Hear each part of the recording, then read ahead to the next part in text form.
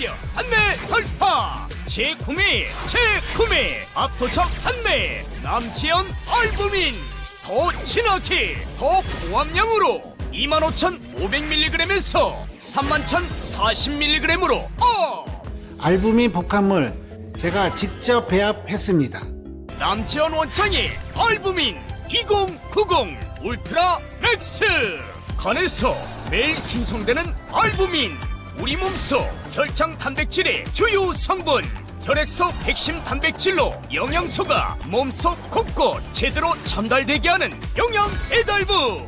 건강 상태 지표 물질 알부민. 하지만 나이 들면서 알부민 생성 능력 저하. 그래서 드셔야 합니다. 100% 덴마크산 알부민 함량 폭탄 31,040mg. 알부민 특성을 고려. 특허 6종이 집약된 특허 조성물 3종을 더.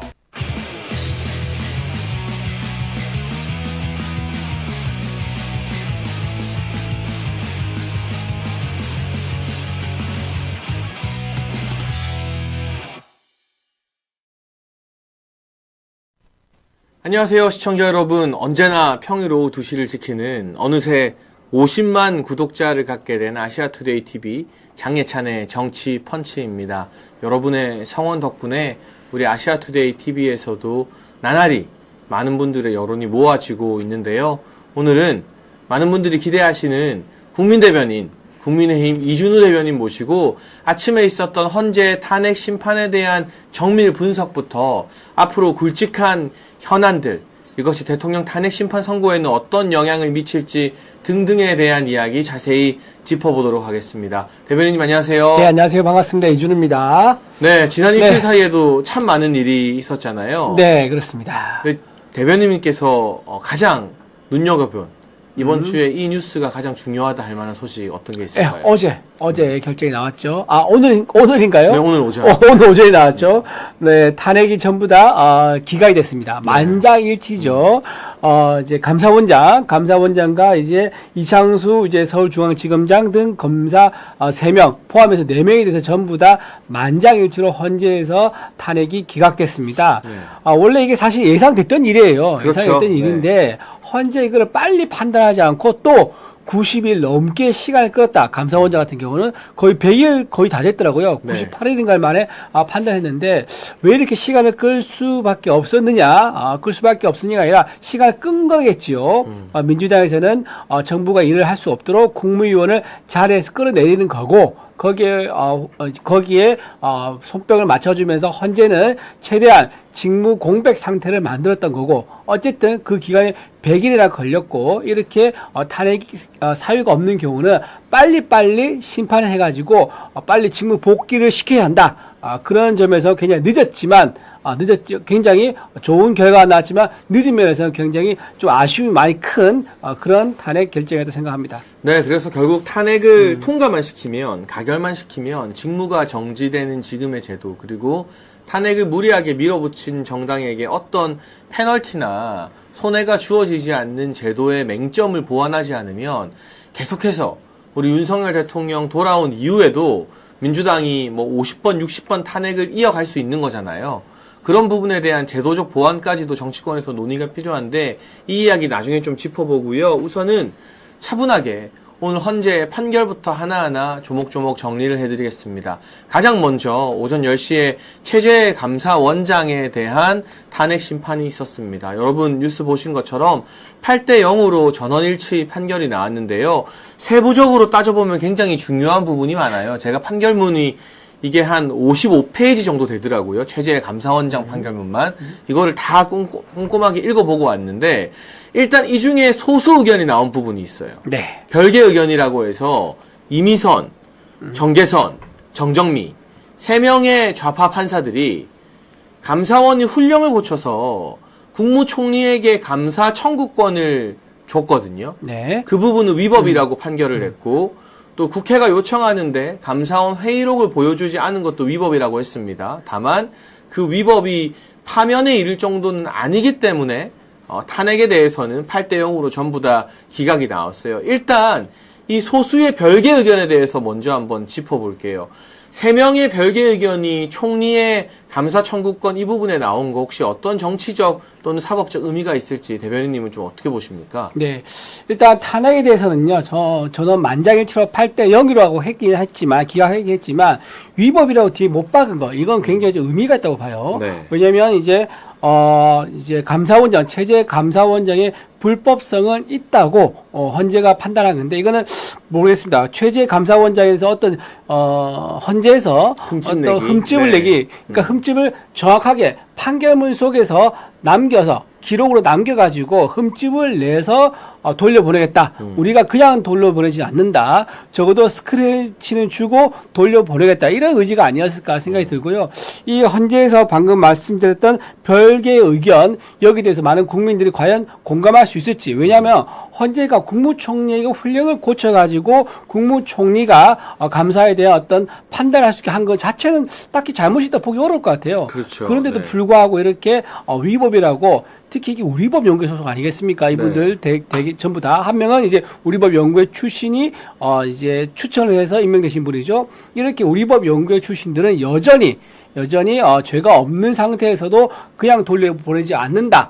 스크래치 줘서 돌려보냈다. 그렇게 봐야 될 것 같아요. 그러니까 이게 결과적으로 말하면 별개 의견도 3명밖에 안 나왔기 때문에 위법이 아니다라는 게 5명이잖아요. 네. 그러니까 국무총리가 앞으로는 정상적으로 감사를 청구할 수 있게 된 거예요. 그리고 감사원의 회의록을 보여주지 않은 것도 5명은 위법이 아니라고 한 거고. 그러니까 이 3명의 의견이 어떤 법적 구속력을 가지는 건 아닌데 이준우 대변인님 말씀처럼 뭔가 일종의 기스내기라고 봐야겠죠. 그렇죠. 근데 저는 여기서 주목할 게 문영배가 왜 별개 의견을 안 냈을까? 이게 상식적으로 이미선, 정계선, 정정미가 별개 의견으로 이 최재해 감사원장한테 스크래치를 냈으면, 네. 흠집을 냈으면 문영배도 같이 별개 의견을 내서 이게 4대4 균형을 맞추는 게 우리가 생각하는 일반적인 헌재 내의 진영 공식인데 문영배는 여기서 별개 의견을 안 냈거든요.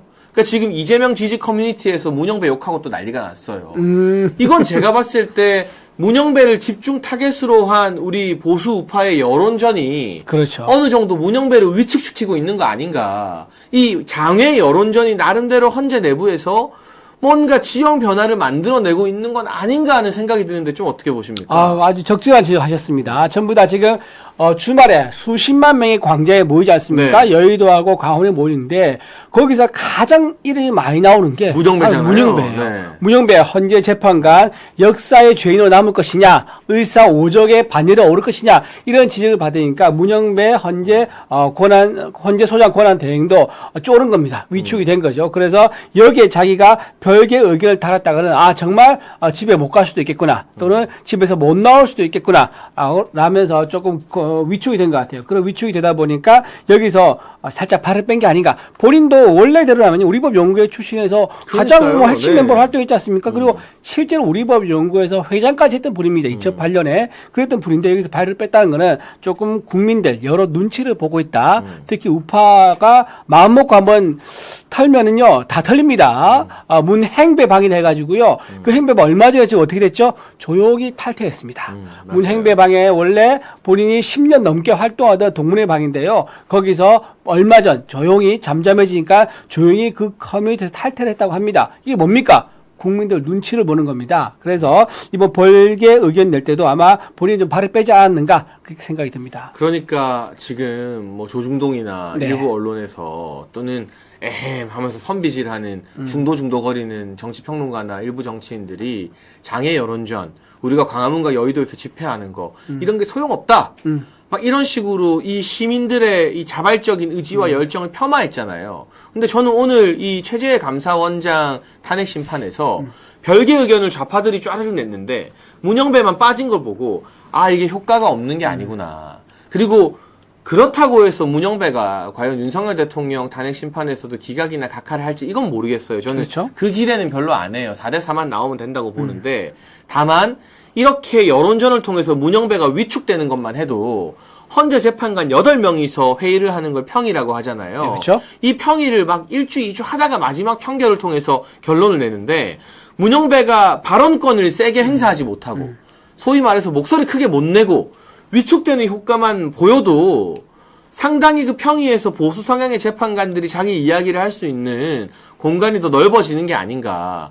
결코 우리의 여론전이나 장애 집회, 문영배의 저 행범방을 발굴해내고 했던 게 무의미한 짓이 아니었다. 그렇죠. 이게 신경을 안 쓰면 이 엄혹한 시기에 문영배가 카페 탈퇴할 리가 있나요? 그렇죠. 그거 탈퇴한다고 뉴스가 더 많이 났어요. 그렇죠. 탈퇴하고 또 거기서 자기가 올렸던 답글들도 네, 다 다 지우느라고 삭제하고, 네. 삭제하다고 또 재판 또 빠지기도 하고 네. 자리도 비웠었죠. 그러니까 이게 엄청 신경이 쓰인다는 뜻이잖아요. 멘탈이 흔들린다는 뜻이거든요. 네네. 그게 저는 오늘 최재 이 감사원장의 별개 의견에서 3인이 별개 의견을 냈다는 거예요. 4인이 아니라. 그래서 처음에 이름을 못 봤을 때는 당연히 문영배 이미선이 들어가고 정정미 들어갈까? 정계선 정정미 중에 누가 빠졌을까 생각했는데 판결문 받아보니까 이게 웬걸? 문영배가 빠져 있어요. 그러니까 우리가 더 막판 스퍼트를 내고 지금 방심하지 말자는 댓글들 많이 나오는데 방심 절대 안 합니다. 방심하지 않고 계속해서 장애 집회, 민주당보다 더 많은 세를 보여줘야 되고 여론전, 오늘도 국민의힘 여러 의원들이 어제 82명이 결의문 헌재 냈잖아요. 그거 사인하는 26명 저희가 아투에서 공개해가지고 그 영상도 뜨거운 이 반응이 있었는데 조회수가 폭발했는데 그분들이 또 헌재 앞에서 기자회견 했거든요. 이런 식의 여론전을 계속 가하는 게 의미가 있다. 헌재 내부의 재판관들을 위축시키거나 이렇게 소극적으로 만든다, 좌파 재판관들을. 그런 좀 소기의 성과를 확인한 이 5대3 소수 의견이 아니었나 싶습니다. 오늘 이 별개 의견 이 결과 나온 거 보고 재판관 명단을 보고 가장 짜증이 났을 사람이 누굴까요? 이재명 아닐까요? 이재명이죠. 형배야, 네가 왜? 이것도 네가 왜 얘기 이름이 없니? 문판 왜 그러는 거야? 왜 그런 거야? 네. 왜 진짜 둘은요 호영호자하는 사이라 그래요. 문영배가 한 살 어리답니다. 그래서 이재명 대표한테 형 할 정도로 호영호자한 사이가 많이 알려져 있지요. 그런 상황이고 또 부부끼리도 식사를 할 정도로 굉장히 가까운 사이라고 합니다. 근데 지금 이재명 대표 입장에서는 안과 밖으로 굉장히 지금 갇혀 있는 어려운 상황이다라고 생각이 듭니다. 왜냐하면요 밖에서는 거리 시위 자기가 모여라 했습니다. 지령을 올렸지요. 자기 SNS에다가 언제까지 몇 시에 안국역 앞에 모이라 했는데 신고를 몇 명 했죠? 10만 명 했는데요. 이재명 대표가 직접 글을 올려서 모이라 했는데 실제 모인 사람은 5,500명. 맞아요. 그러니까 원래 목표에 5.5%밖에 안 나온 거예요. 야, 당 대표 제1야당의 170석의 의석을 가진 제왕적 의회 권력을 가진 이재명 대표가 지령을 내렸는데도 불구하고 5.5%밖에 모이지 않았다. 굉장히 충격이 큰 거고요. 근데 본인이 그 이유를 알아야 돼요. 왜 그러느냐? 그날 갔더니 누가 와 있죠, 옆에? 통진당의 후예인 진보당 의원들이 와 있는 거예요. 맞아요. 네. 그러니까 그 모습 보고 민주당에 있는 당원들도 실망하고 돌아가는 사람이 상당히 많을 겁니다. 이런 식으로 밖에서 이재명 대표가 모이려도 잘 모이지 않는 상황. 그런데 한 가닥 희망을 걸고 있는 헌재의 행배마저도 이렇게 별개 의견을 내지 않고 있는 것에 대해서 굉장히 이재명 대표는 짜증이 났을 거다. 그런 생각을 좀 하면서 그래서 이재명 대표가 지금 말이 좀 갈수록 다시 거칠어집니다. 처음에 거칠다가 좀 이제 마치 조기 돼서 일어날 것 같으니까 점잖게 했다가 다시 또 거칠어지고 있는 그런 모습으로 바뀌고 있는 걸 보면서 이재명 대표의 그날이 멀지 않았구나. 3월 26일 날 유죄 판결 나오게 되면 모든 게 깔끔히 정리가 될 수 있겠구나라는 생각이 좀 듭니다. 네, 그리고 이제 세세하게 별개 의견이 나오지 않은 이 좌파 판사들마저도 8대0 판결을 내린 걸 살펴보면 지금 윤석열 정부 감사원에서 최재형 원장 체제에서 민주당과 문재인에 대해서 감사한 거 전부 다 문제 없다고 했어요. 네. 대표적인 게 사드 지연. 그렇죠. 그러니까 정의용 전 청와대 안보실장을 필두로 해서 사드 배치와 관련된 정보를 중국에다가 넘겼죠. 네. 그리고 고의로 이 사드 배치를 지연시켰다는 의혹. 네. 이건 이제 팩트가 된 것 같습니다.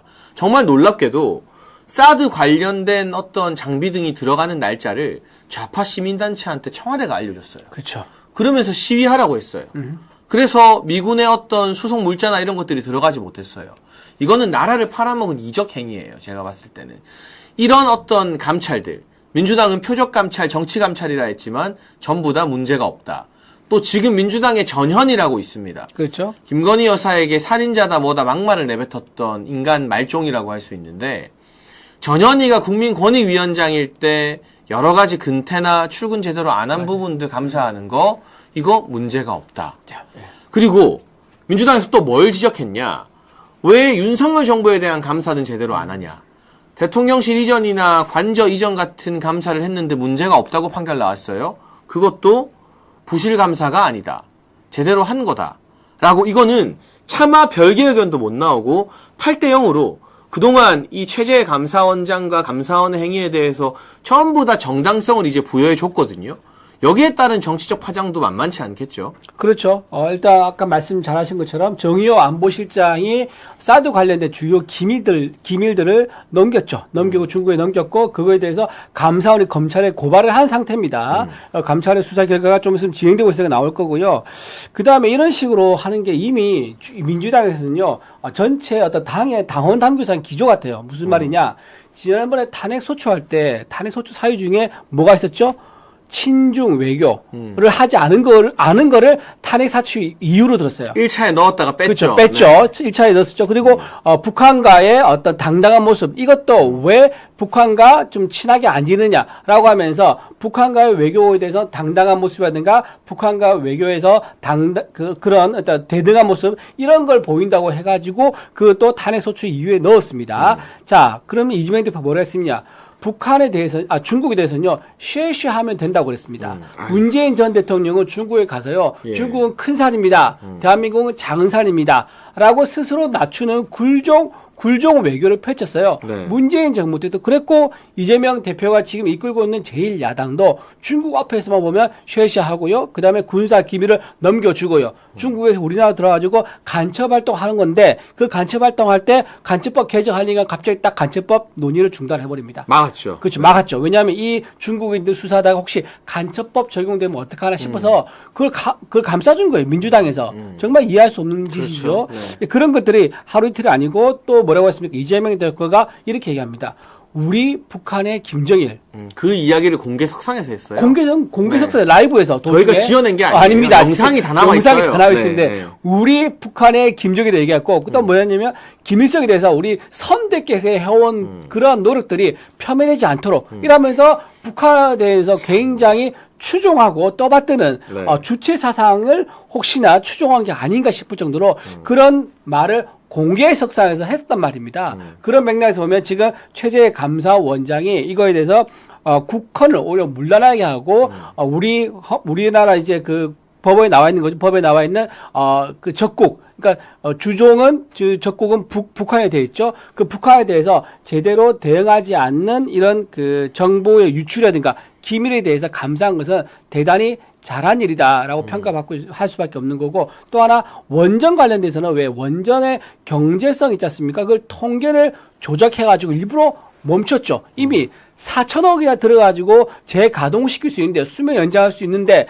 4천억 돈이 국민 피해 혈세로 들어간 거 아니겠습니까? 맞아요. 그렇게 네. 들어간 거를 통계를 조작해서 고의로 멈춰 세웠단 말입니다. 그러면 4천억 그냥 날라간 거예요. 이제 그렇게까지 한 거를 최재 감사원장이 감사했는데 이거를 잘못했다. 표적 감사라고 탄핵시킨 거. 이게 목적은 다 뭐냐? 전부 다 북한 잘 되기 바라는 마음, 중국 마음에 들게 하는 그런 노력이 아니었겠느냐 이렇게 볼 수밖에 없을 것 같습니다. 그리고 오늘 판결에서 한 가지 더 중요한 걸 짚어보겠습니다. 최재 원장 관련해서요. 민주당이 계속 문제를 삼았던 게 감사원은 대통령 국정 운영을 보조한다라는 국회에서의 발언을 가지고 이거 위법이다.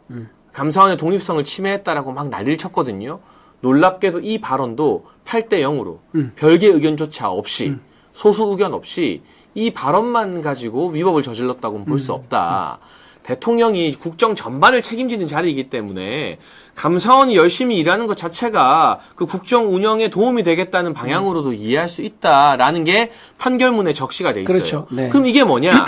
말 한마디 꼬투리 잡아서 사람 괴롭히고 정치적으로 공격하고 탄핵하는 민주당이 얼마나 많은 무리수를 뒀는지가 이 발언에 대한 명시적 판결로도 완전히 드러난 거잖아요. 사실은 대변인님도 기억하겠지만 뭐 표적 감찰이다, 감사다, 부실 감사다 하는 건 민주당이 나중에 짜맞추기로 다 붙인 거고 제일 문제 삼았던 게 바로 이 발언이었거든요. 그렇죠. 감사원이 대통령 국정 운영 보조해야 된다, 도와줘야 네, 된다. 네. 이거 문제 없다잖아요. 네. 행배도 문제 없대잖아. 행배도 문제 없대잖아가 네. 오늘의 포인트인 것 같습니다. 네. 이 발언에 대한 감사원 판결은 좀 어떻게 보십니까? 굉장히 의미 있는 역사적 판결 중 하나라고 봅니다.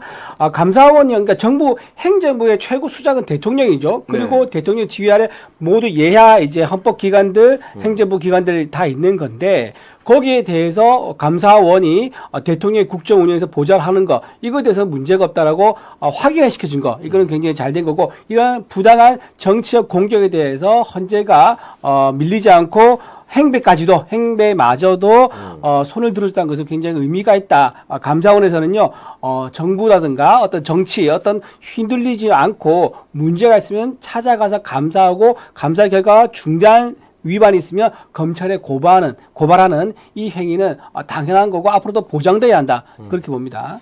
네, 그래서 오늘 최재 감사원장과 관련해서는 매우 중요한 판결이 있었다. 그리고 이제 최재 원장이 직무에 바로 복귀했어요. 감사원에 출근했더라고요. 그러면서 공직기강 확립하겠다. 이거는 더욱더 가열차게 지난 정부부터 쌓여온 여러 적폐들 그리고 저는 바라는 게 있다면 대통령 탄핵 가결로 직무 정지된 기간 동안 일부 정부 부처가 민주당과 이재명한테 줄 서서 벌써 이재명 정부인 것처럼 함부로 날뛰었거든요. 그런 위법한 정부 부처의 업무에 대해서도 날카로운 감사를 했으면 좋겠어요. 원래 탄핵에서 돌아오면 네. 살아 돌아오면 더 강해지는 거거든요. 더 힘을 받죠. 왜냐하면 2번, 3번 탄핵하는 건 사실상 거의 불가능하지 않겠습니까? 그렇죠? 뭐 특수 상황이 아니고서야. 네. 그렇기 때문에라도 최재해 원장이 이제는 위축될 필요 없이 더 강력하게 전 정부나 이 민주당에게 줄선 공무원들, 정부 부처에 대한 감사를 강하게 할 것을 좀 기대해봐도 되겠습니까? 그럼요. 그래서 네. 지금 감사원에서는요, 이 정치질 하는 공무원들에서는 단호하게 철퇴를 내려야 되고요.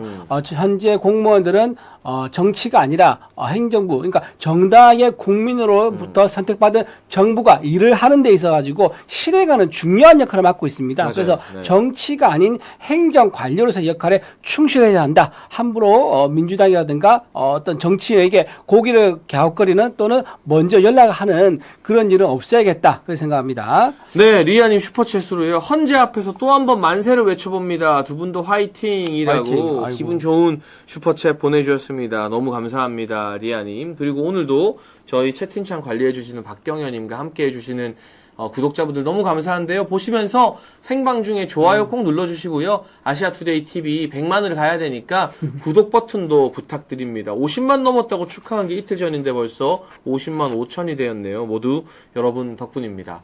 오늘 또 중요한 네. 헌재 선고가 있었습니다. 네네. 이걸 한번 짚어보고 이제는 민주당을 어떻게 심판할까에 대한 이야기로 연결해 보려고 하는데요.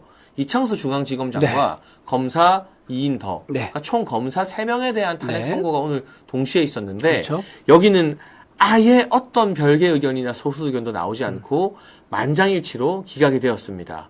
이 무리한 검사 탄핵, 유독 이재명이 야당 대표일 때 헌정사상 최초로 현직 검사들을 탄핵하는 사례들이 있었는데 전부 다 줄줄이 기각이 됐단 말이죠. 어떻게 바라보십니까? 총평을 먼저 한번 해주시죠. 네, 검사에 대한 탄핵 이거야말로 정말 있을 수 없는 헌정유린 사건이었고 이거야말로 진짜 내란 아니었느냐. 그리고 이재명 대표 본인을 수사하는 법에 따라서 양심에 따라서 증거에 따라서 수사하고 있는 검사를 수사를 못하게 하기 위한 목적으로 탄핵을 시켰다. 그리고 실제로는요, 이창숙 지검장뿐만 아니라 나머지 검사 둘이 다 검사장급입니다. 그렇다 그러면 굉장히 검사로서 어떻게 해야 되죠? 마약 수사라든가 민생 관련된 범죄라든가 이렇게 수사할 것들이 많이 있는데 그 공백 상태를 만들었단 말이에요.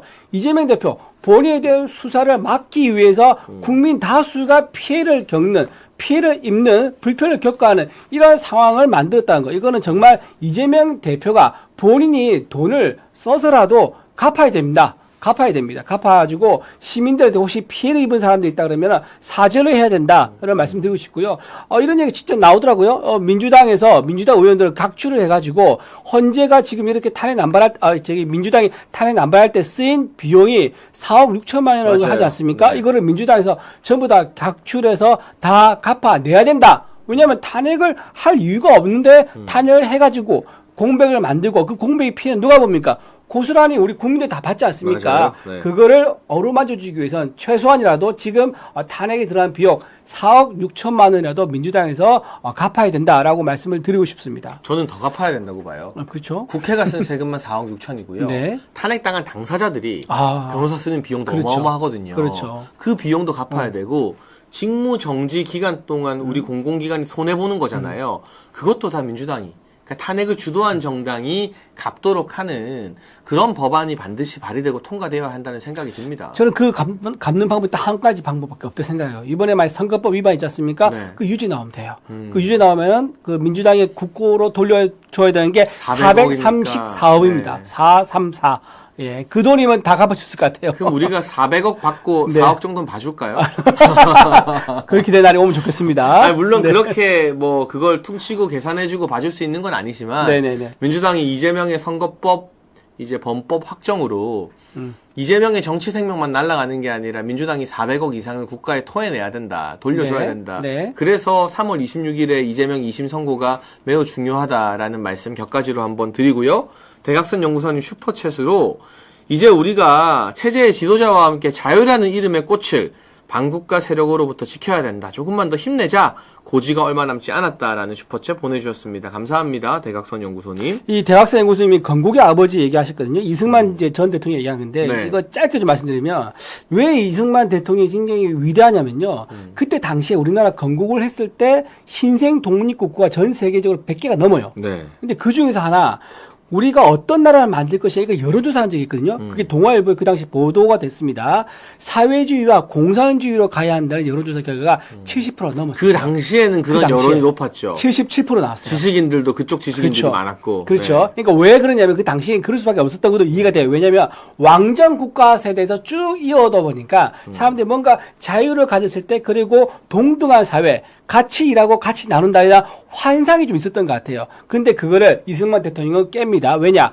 미국에 가가지고 자유민주주의를 경험하고 와서 확신이 있었거든요. 그래서 전 국민, 거의 대다수 국민 77%가 사회주의와 공산주의를 원할 때 건국의 아버지로서 당당하게 아니다. 자유민주주의 국가를 만들자라고 해서 그때 확립한 헌법과 자유시장 경제체제, 자유민주주의 체제로 지금까지 이어오면서 우리나라가 10대 경제 대국이 됐고 세계 5대 군사국가가 될 수 있었다. 그래서 저는 건국의 아버지 이승만에 대해서는 정말 국민들이 잘 모르신 분이 많은데 이번에 재평가하면서 이번 계엄을 통해서도 이승만 대통령이 얼마나 위대한 일을 했는가 그것까지 같이 생각하면 좋겠다 생각합니다. 네, 그리고 그런 차원에서 지금 여러분 서점에 건국 대통령 이승만이라는 역사실록 소설이 절찬 판매 중이니까요. 이승만 전 대통령에 대한 궁금함이 있으신 분들 또 주변에 많이 알리고 싶은 분들을 한번 관심 가져주시면 좋겠다는 생각이 들었고 사실 이게 보수의 정체성과 역사 철학을 지키는 게 굉장히 중요하고 본질적인 문제거든요. 그렇죠. 좌파들은 항상 역사 왜곡에 혈안이 되어 있습니다. 그래서 역사를 자신들에게 유리한 쪽으로 왜곡시키려고 길을 쓰는데 네.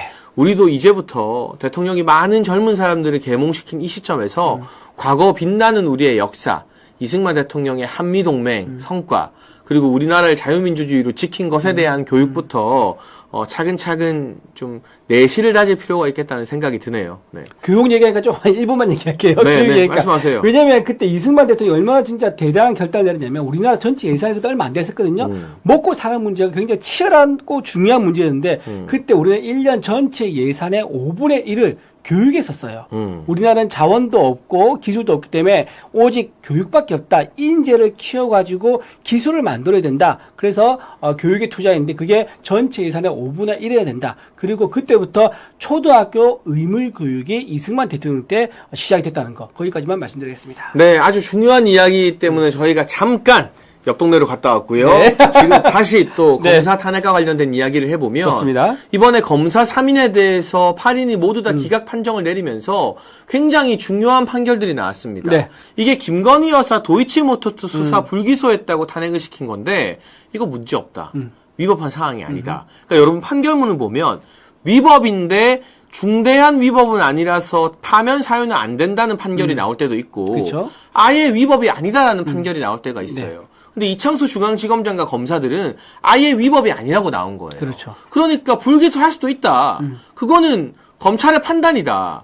그리고 민주당이 또 어떤 걸 탄핵 소추 사유로 붙였냐면 제3의 장소에서 조사받은 게 무슨 황제 조사다 그쵸. 뭐다 했는데 헌재는 충분히 출장 조사나 제3의 조사 검찰에서 이번만 한 것도 아니고 여러 전례들이 있기 때문에 이건 충분히 할 수 있다 문제가 없다고 했습니다. 마지막으로 김건희 여사 불기소와 관련된 검찰의 어떤 그 언론 브리핑 이것이 허위 사실이다. 검찰이 거짓말했다라고 민주당이 밀어붙였는데 허위 사실 아니다. 그 언론 브리핑에 문제가 없다고 했어요. 그러니까 모든 부분에 있어서 이창수 중앙지검장과 중앙지검 수사팀이 김건희 여사를 조사하고 불기소한 것에 대해서 완전히 다 면죄부 도장을 8명이 다 쾅쾅쾅 찍어준 거거든요. 이거 김건희 여사 도이치모터스 사건 가지고 난리치던 사람들 야당뿐만이 아니라 갑자기 이 이름이 또 나오는데 한동훈도 그때 뭐라고 했느냐. 그 당시 비대위원장인가 뭐 법무부 장관인가였던 것 같은데 국민 눈높이에 맞지 않다. 검찰이 다른 방법을 찾았어야 된다. 라는 등 여기에 대해서 딴주의를 걸었었거든요. 이 사람들이 이제 이 헌재 결정 보고 다 반성해야 되는 거 아닙니까? 그렇죠.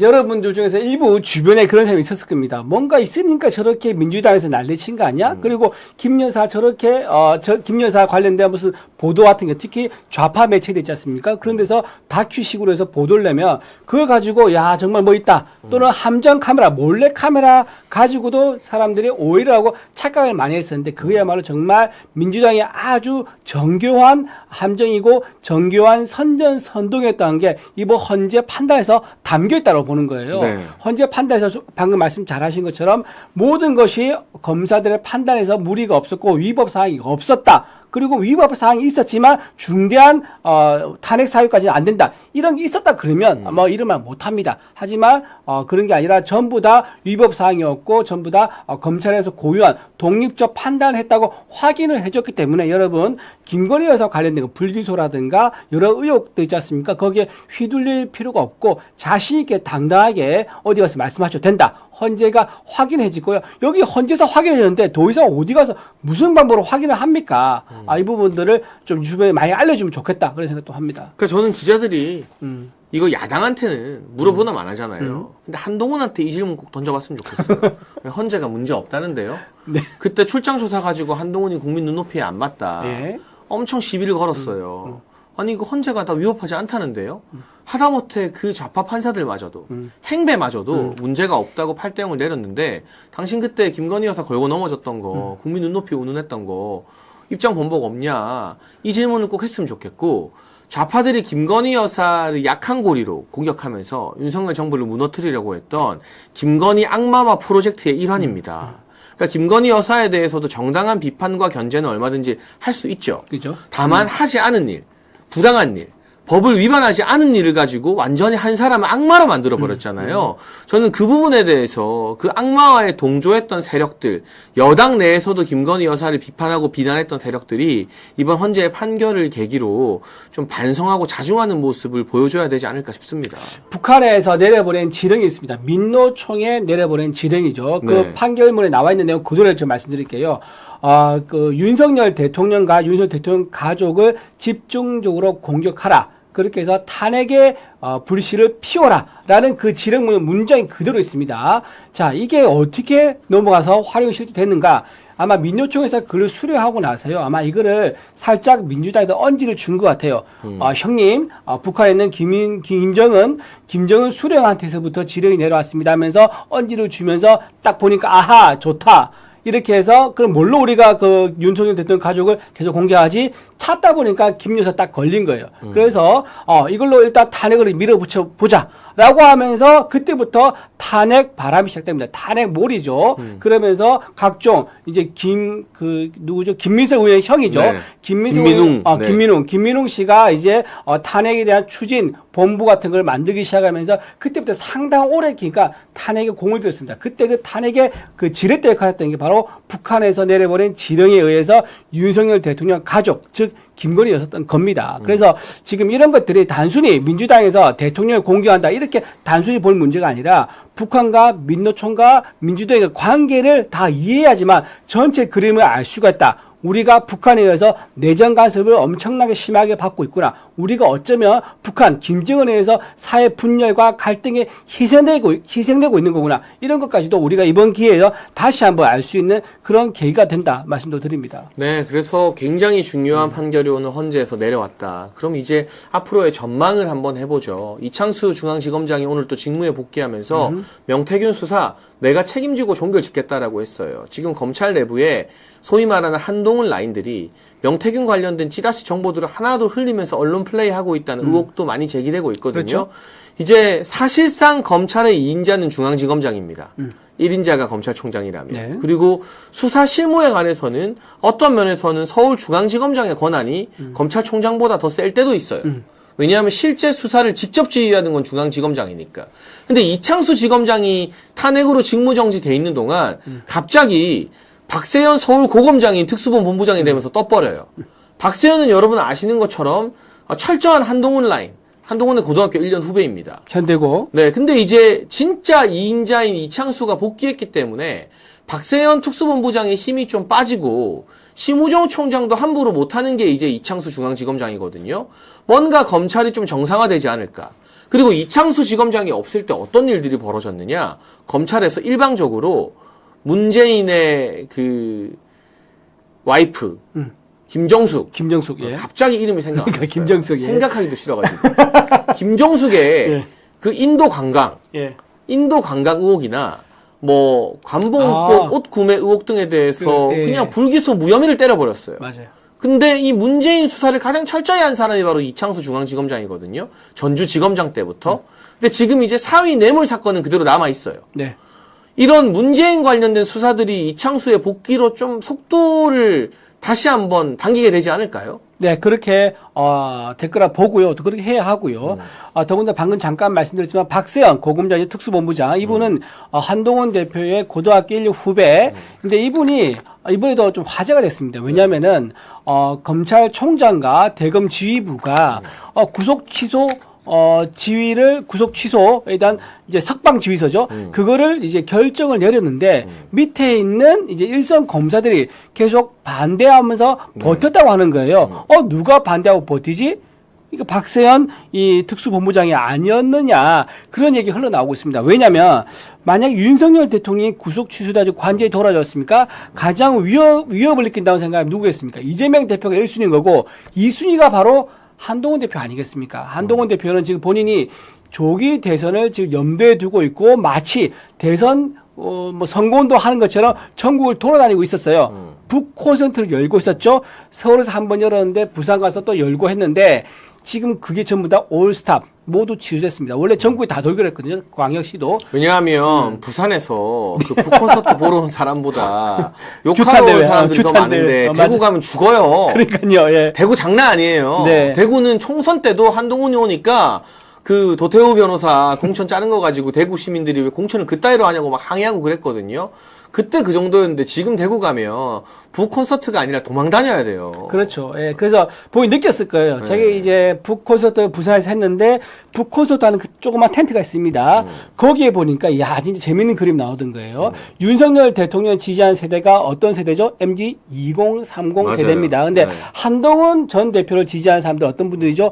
2030 생들이에요. 주로 사진 보면 알 수 있습니다. 네. 왜 그런지. 네. 그런데다가 바로 앞에서 이제 한동훈 전 대표를 규탄하는 사람들은 수천 명이 모여 있는 거고 자기들 이제 지지자들은 수십 명이 모여 있다 보니까 이건 비교가 안 되는 상황이죠. 그런 상황에서 지금 이제 박세현 어떤 그 특수본부장이 자기 선배 한동훈 대표를 좀 지켜주기 위해서 석방을 그 취소를 지휘를 안 하고 버텼었는데 그마저도 결국은 대검과 검찰총장에서 지휘권을 발동을 해가지고 정상화시켰단 말이에요. 어쨌든 저는요, 27시간인가요? 24시간인가? 27시간인가? 27시간 정도는 대통령이 불법 구금되어 있었다고 저는 봅니다. 그렇죠. 그래서 네. 불법 구금에 대한 책임을 바로 그때 검찰총장의 석방 지휘서에 대해서 바로 이행하지 않고 거부했던 그 인사들을 특정시켜가지고 불법 구금에 대한 책임도 반드시 이번 기회에 져야 한다. 저는 그렇게 봅니다. 네, 사실은 서울 고검장이면 직제상으로 높은 자리지만 그렇죠. 검찰에서 원래 실권이 없는 자리예요. 고검장이라는 것은. 근데 고검장에게 특수본부장을 맡겼다. 이창수가 없을 때 마치 의도적으로 뭐랄까요. 민주당 수사를 열심히 하고 의리가 있는 충신들을 배제하는 그런 배신의 쿠데타가 검찰 내부에서 일어났던 건 아닌가 의심스러운데 이창수 중앙지검장과 관련 검사들의 복귀로 검찰 내부의 기강도 다시 한번 확립되지 않겠나 하는 기대감을 조심스럽게 가져보고요. 대통령의 석방으로 가장 곤란한 건 이재명이 아니라 한동훈이라는 정치권의 평가가 있거든요. 바로 그런 점 때문에 한동훈 라인인 박세현이 불법 구금을 자행하면서까지 이 석방 지위에 반대하면서 항명한 건 아닌가 하는 것들이 점점 실체로 확인되고 있는데 여기서 이제 탄핵에서 대통령 구속 취소와 관련된 것들로 한번 넘어가 보겠습니다. 일단 앞서도 언급을 잠깐 했지만 이런 무리한 탄핵 다시는 반복되지 않도록 강력한 브레이크 제도가 필요하다는 데는 많은 국민들이 공감대가 있을 것 같아요. 그렇죠 대변인님? 네, 그렇죠. 우리가 아까 그 탄핵 심판에 들어가는 막대한 비용을 탄핵을 주도한 정당이 물게 하자라는 이야기도 했는데 뭔가 이게 직권남용으로 고발을 하든 무고죄로 고발을 하든 너무 어이없는 탄핵 기각에 대해서는 그 탄핵안에 사인한 국회의원들이 책임지는 그런 법안을 진짜 이번 국회에서 논의하고 민주당이 통과 안 시켜주면 다음 총선 때라도 이걸 공약으로 만들어서 통과시켜야 될 것 같아요. 맞아요. 지금 그런 입법이 필요할 정도입니다. 왜냐하면 그전에 필요 없었다는 게 대다수 국민들과 국회에 공감대가 있었어요. 왜 그러냐면요. 1948년 우리나라 건국되고 나서요. 총 이재명 대표가 당대표기 전까지 총 탄핵 발의 건수가 21건에 불과합니다. 총 21건인데 이재명 혼자 그걸 다 이재명 혼자가 30건 한 거예요. 와. 29건 한 거죠. 네. 여기서 만약에 지금 심우적 검찰총장과 그다음에 최상무 대대행까지 하게 되면 31명 되지 않습니까? 네. 그러면 무슨 베스킨라빈스도 아니고요. 아이스크림에 중독된 것처럼 베스킨 타넥스 이런 말까지 나올 정도로 지금 탄핵에 중독되어 있다. 근데 이 중독 끊기 위해서는 제도적인 보완책이 필요하다라고 생각하고 글쎄요. 입법 절차로 어떻게 할지 만약에 탄핵 발의한 이제 의원이 만약에 기각돼서 돌아올 경우에 어떤 식으로 책임을 져야 되는지 여기 대해서는 조금 머리를 맞대가지고 논의를 해야 될 것 같은데 어쨌든 이런 식으로 무책임하게 정치 공세용으로 또는 정부 기능 마비용으로 탄핵에 발의되게 하는 거는 만큼은 한 번쯤 브레이크를 분명히 거는 제도가 필요하다. 그렇게 말씀드립니다. 그러니까 탄핵 가결되면 즉각 직무 정지되는 조항에 대한 검토가 필요한 것 같아요. 그것도 좀 필요할 것 같네요. 그죠? 왜냐하면 그게 다 목적이지. 공공의 그게 어떤 목적이 손해이기 돼버린 때문에 거죠. 그냥 그죠? 직무 정지만을 노리고 네. 안 될 거 알면서 알면서도 탄핵하는 안 거죠. 거거든요. 네, 그렇죠. 그러면 지금 이창수 중앙지검장님이 직무 정지되어 있는 동안 문재인 무혐의 받은 게 몇 건입니까? 아까 말한 김정숙 여사건. 그리고 최재 감사원장이 직무 정지돼 있는 동안 감사원장 대행이 누구였느냐? 문재인이 임명한 아주 강성 민주당 성향의 사람이었어요. 네. 그 사람이 윤석열 정부를 노리고 관저와 관련된 것들 감사하겠다라고 일방적으로 의결을 날치기로 막 해버렸거든요. 그러니까 이런 직무 정지만으로도 정치적 목적을 얻게 되는 구조이기 때문에 탄핵이 확정돼서 인용되기 전까지는 직무를 계속 보게 하는 것도 하나의 보완책이 아닐까 싶은 생각이 듭니다. 그런 방법도 있죠. 예, 그런 방법도 있을 것 같고요. 또 탄핵을 이제 대표 탄핵안 발의할 때 그 요건을 좀 더 이제 까다롭게 한다는가 이런 방법도 좀 검토해 볼 필요가 있는 것 같아요. 그러려면 이제 아마 개헌까지도 논의를 해야 될 겁니다. 왜냐하면 그 정족수라는 게 있거든요. 정족수를 개헌 논의까지 들어가서 손을 보는 방법도 있을 것 같다. 그러니까 그렇게까지 좀 생각해 본 것 같아요. 네, 그래서 이게 150석으로 탄핵을 하는 게 너무 가벼운 것 아니냐. 네. 뭐 그런 비판도 많이 제기되고 있기 때문에. 왜냐하면 300석 중에서 150석이면 사실 그런 경우는 그렇게 어렵지 않거든요. 우리 근데 역사에서. 보통은 150석이 넘어도 그렇죠. 우리 역사에서 통틀어서 21번밖에 안 했다는 건 그렇죠. 이 탄핵안을 절제해 왔다는 뜻인데 그렇죠. 이제는 이재명과 지금의 민주당처럼 절제 안 하고 정말 난사하듯이 마구잡이로 탄핵을 막 쏘아대는 이런 괴물 같은 정치인과 정당이 등장했기 때문에 이 제도적 보완책과 정족수 등에 대해서도 다시 한번 고민을 할 필요가 있는 거죠. 네. 맞습니다. 그 87년 체제에서 우리가 그때 방점을 뒀던 거는 독재 정권이 나오면 안 된다. 그거였었거든요. 그래서 5년 단임제라는 걸 만들었는데 이제는 세상이 바뀌었습니다.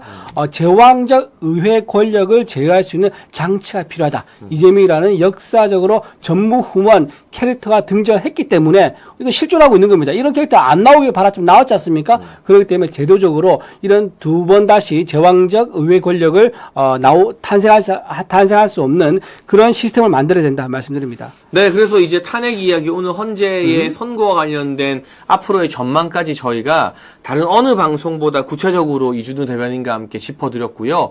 대통령님의 구속 취소 석방 상황에 대한 민주당의 딴지가 또 계속되고 있습니다. 오늘 박찬대 원내대표와 민주당 국회의원들이 대검을 항의 방문했다고 하는데 결정적으로 방금 전에 속보가 나왔죠. 대검에서 구속 취소와 즉시 항고 폭이 변함없다. 그렇죠. 그러니까 구속 취소가 된 순간 석방이 된 순간 사실상 즉시 항고는 포기한 것과 마찬가지라 이거를 번복할 수 없다는 입장인 것 같아요. 일단 외부에 흔들리지 않겠다는 이런 대검의 입장 발표는 그나마 다행이라고 봐야 되지 않겠습니까? 그렇습니다.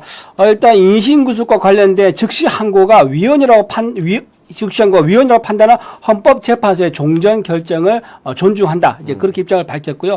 실제로 이제 항고제도 있지 않습니까? 네. 이제 집행 정지라든가 이런 관련된 건 구속 취소라든가 이런 관련돼서는 위원이라는 기록이 상당히 오래 쌓여 있습니다. 이게 정립된 어떤 법원의 어떤 그 질서이기 때문에 이것은 존중을 한다라고 검찰총장이 입장을 지금 밝힌 겁니다.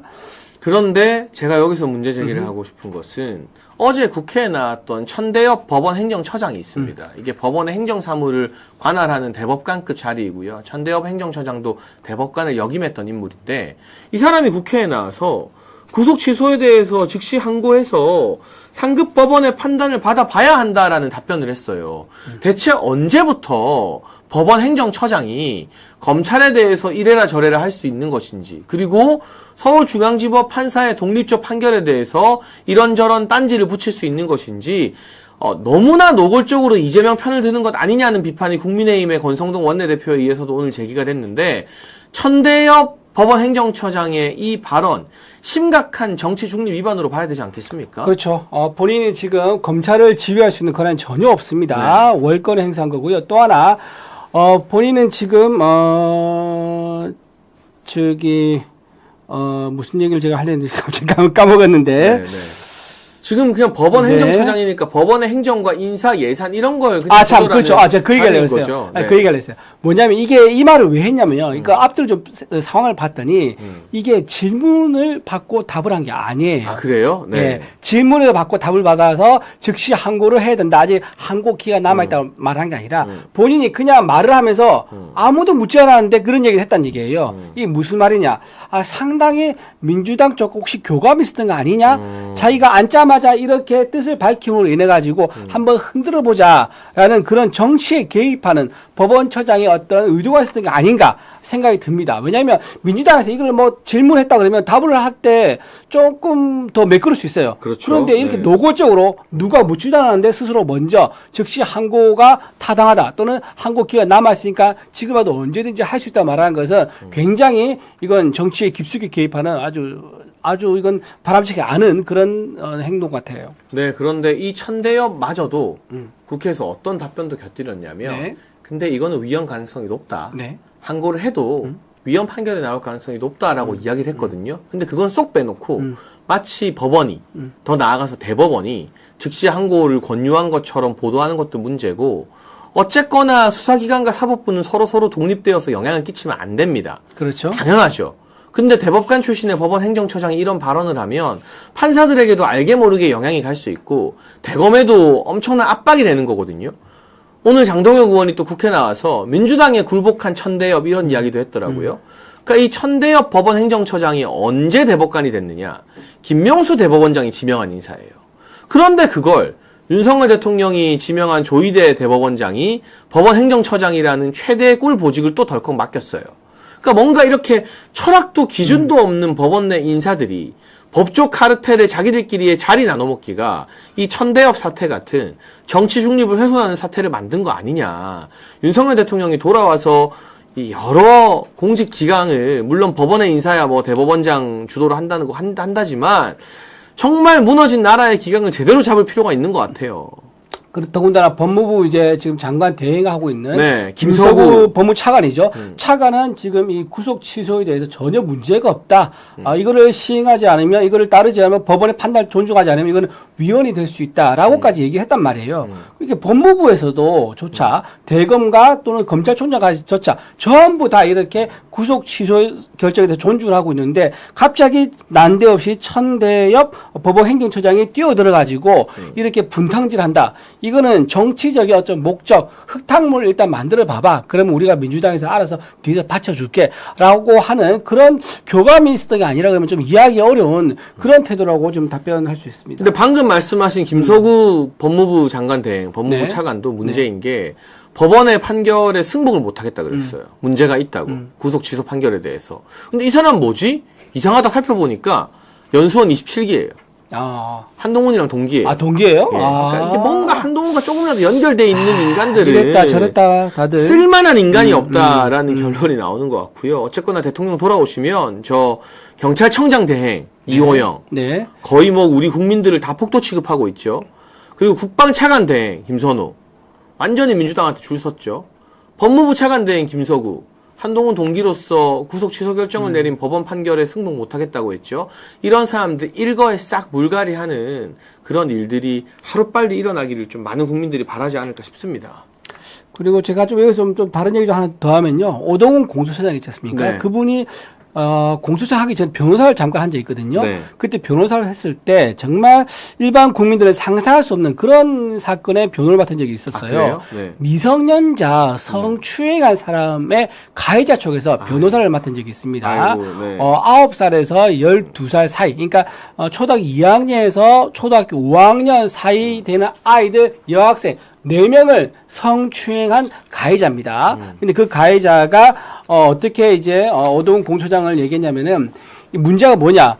이 그 가해자 있지 않습니까? 가해자 네. 피해자 중 한 명한테 합의하였다는 자수서를 받도록 해요. 네. 근데 그게 나중에 뽀록이 난 거예요. 거짓말이었다. 아유. 그러니까 거액의 돈을 주고 이제 허위로 자수 쓰게 한 거죠. 네. 그거를 누가 냈느냐? 그거를 오동훈 공수처장이 당시 변호사죠. 그거를 받아와서 법원에 제출을 합니다. 굉장히 부도덕하고 비윤리적인 행위를 그렇죠. 한 거네요. 그러니까 네. 변호사로서 양심도 없고 법적으로도 허위인 진술서인 가능성을 본인이 아마 알았을 겁니다. 아마 자기는 이렇게 얘기할 수 있죠. 나는 몰랐다.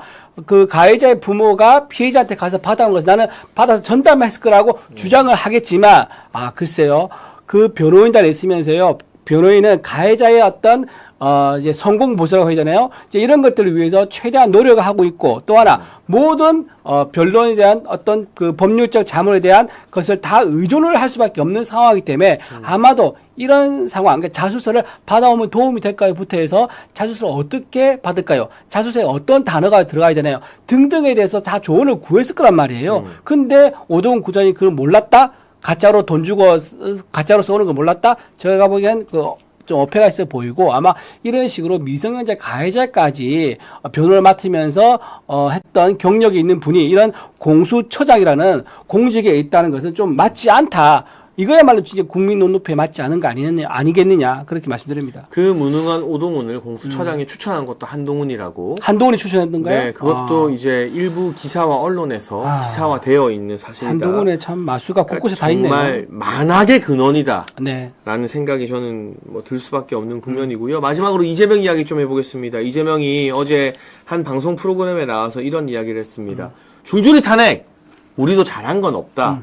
라고 했는데 아니 뭐예요 이거 일일이 다 탄핵해놓고 직무 정지를 시켜놓고 이제 와서 줄줄이 탄핵 우리도 잘한 건 없다라고 말한 이 이재명의 속내 이거 굉장히 이중적이고 위선적으로 보이는데 이 발언은 좀 어떻게 받아들여야 될까요? 저는 이재명 대표가 이제 저는 조기 대선 없다고 확신합니다. 하지만 이재명 대표는 조기 대선을 지금 생각하고 있는 거잖아요. 그렇죠. 네. 그러니까 본인이 지금 빨리 세탁을 해야 돼. 뭐냐?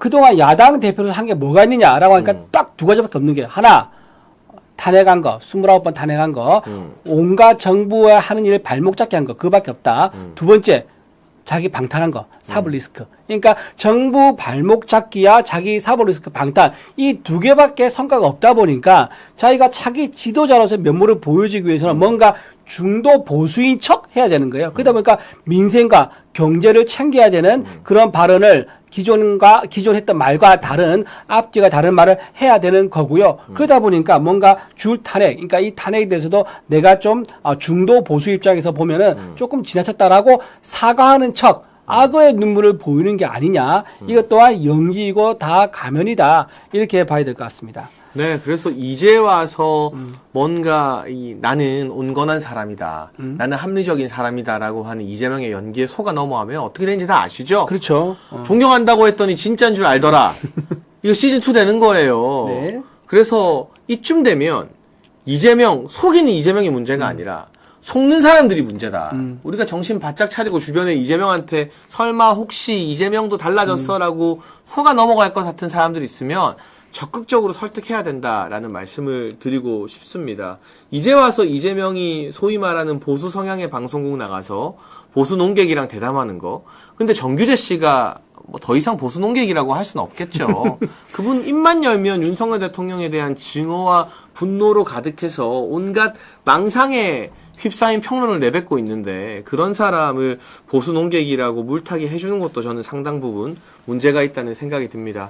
이준호 대변인님 마지막으로 오늘의 줄줄이 8대0 탄핵 기각 여론에서 확실한 민주당 심판 역풍이 불겠습니까? 네, 저는 이재명 대표가 그동안 했던 만행들이 법치주의에 의해서 마지막에 조금 확인이 되는 것 같아서 다행이라는 생각도 들고요. 또 하나 헌재에서 신하고 저는요 이재명 대표 항소심 선고 있지 않습니까? 그 이후 훨씬 뒤로 넘어갈 가능성이 많다 생각이 들고 그리고 그 끝은 그 결과는 반드시 기각이나 각하로 이어질 것이다 저는 확신합니다. 네, 여러분 헌재 줄줄이 탄핵 기각으로 이 민주당의 지나친 탄핵 남발이 국정 마비를 초래했다라는 윤석열 대통령의 주장이 더욱더 설득력을 얻어가고 있는 가운데 이번 주말 총동원 여론전이 예고되어 있습니다. 많은 분들 시간이 되시면 335 헌재 앞이나 광화문 여의도에서 열리는 장애 집회에 참여해서 힘을 보태주시고요. 저희 아시아투데이 TV도 언제나 현장에서 라이브 중계로 함께하겠습니다.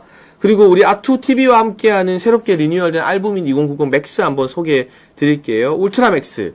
알부민은 아시는 것처럼 간에서 만들어지는 혈관 단백질 성분인데요. 간과 심장 컨디션 개선, 피로 회복과 신체 기능 강화에 도움이 됩니다. 우리 아투TV만을 위한 2+1 한정 특가도 준비되어 있으니까요. 아래 전화번호로 주문하시면서 함께 건강을 지키시지요. 그리고 실시간 보신 분들 구독과 좋아요, 댓글 많은 공유와 홍보 부탁드립니다. 오후 2시를 지키는 장예찬의 정치 펀치는 다음 주 월요일에 돌아오도록 하겠습니다. 시청해주신 여러분 감사합니다.